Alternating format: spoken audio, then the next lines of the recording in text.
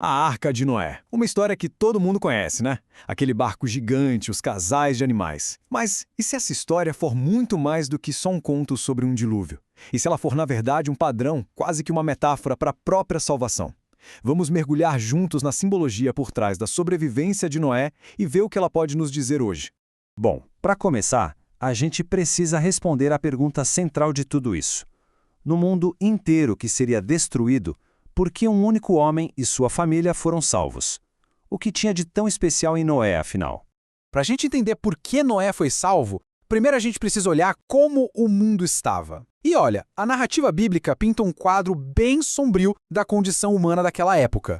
Não era algo isolado, sabe? A violência e a corrupção eram a regra. De acordo com o texto de Gênesis, a situação chegou num ponto tão crítico, mas tão crítico, que provocou uma intervenção drástica, um juízo divino. E aí, no meio desse caos todo, surge uma exceção. Um homem que se destacou não por coisas grandiosas, mas pelo seu caráter. Esse homem era Noé. E aqui está o pulo do gato para entender a escolha dele. Não era só uma questão de ser uma boa pessoa. O texto é bem específico. Ele destaca 3 qualidades. Noé encontrou graça, ele era justo e íntegro, e talvez o mais importante, ele andava com Deus, o que indica um relacionamento bem próximo. Então, o ponto crucial é este. A salvação de Noé não veio só pelos méritos dele. Foi uma combinação da sua fidelidade, da sua obediência, com algo fundamental, a tal da graça, que aqui é definida como um favor, que ele não merecia, mas que mesmo assim foi dado a ele. E agora a história dá um salto no tempo, lá para frente. Séculos depois, o próprio Jesus Cristo usou os dias de Noé como uma analogia poderosíssima para falar de um evento futuro. Essa citação é simplesmente fundamental. Repare que Jesus não foca na maldade do mundo, mas na normalidade. As pessoas estavam só vivendo suas vidas, sabe? Comendo, bebendo, casando, completamente alheias ao juízo que estava prestes a chegar de repente.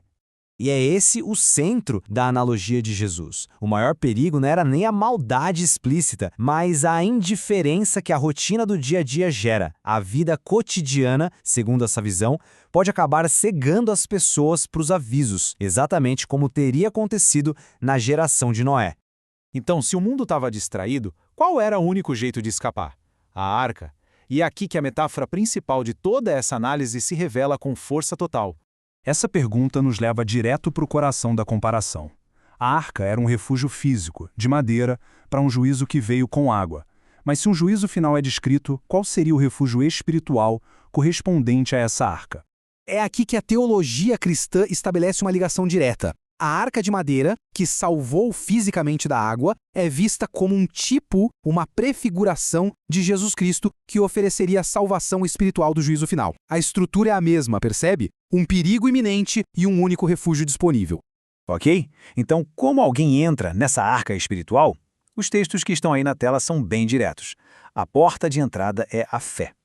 A lógica é paralela. Do mesmo jeito que Noé precisou acreditar no aviso e obedecer, construindo e entrando na arca, a condição para a salvação espiritual, segundo essa visão, é crer em Jesus. Agora, vamos amarrar tudo isso, consolidar essa comparação. Vamos olhar para o juízo e para o escape, tanto no passado quanto na perspectiva futura que os textos descrevem. Aqui, a diferença está na forma, não no conceito, entende? O juízo na época de Noé foi pela água. A fonte, que cita o livro de 2 Pedro, aponta para um juízo futuro que será por fogo. Então, embora o método mude, a estrutura básica, um juízo divino e uma única via de escape, continua intacta. E essa tabela, olha, ela resume a analogia inteira. A simetria é impressionante. Nas duas narrativas, a gente tem uma condição mundial que leva a um juízo. Nos 2 casos, um único meio de salvação é oferecido, a arca física ou a fé espiritual. E no final das contas, o resultado se divide em 2 caminhos. Salvação para os que entram no refúgio e um destino diferente para os que ficam de fora. E para adicionar uma última camada nessa metáfora, a narrativa nos lembra dessa declaração. Jesus não seria apenas a arca ou refúgio, mas também a única porta de entrada para essa salvação. A mesma porta que na história de Noé foi fechada por Deus, selando quem estava dentro e quem estava fora. E é assim que a nossa análise nos deixa com esse pensamento final. Sob essa ótica, a história de Noé deixa de ser só um evento antigo e se torna um padrão de crise e escape. A figura da porta se torna central, simbolizando um ponto de decisão. Independentemente da crença de cada um, a história nos convida a refletir. Em tempos de crise, quais são as arcas que buscamos e quais portas escolhemos atravessar?